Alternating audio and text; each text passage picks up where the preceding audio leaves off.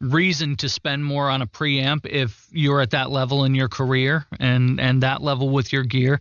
There are still things you can get out of higher end boutique preamps, but the difference is set up with, and I keep bringing it up, but let's say you've got an NT1 and you've got a 2i2 as your preamp / interface.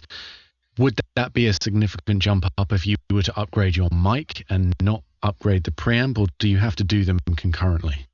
Well, one of the things that you have to be aware of is, are you getting enough gain from your preamp without having to turn that all the way up? Because, as Emmett said, the preamp is designed to boost that extremely low signal coming from the mic.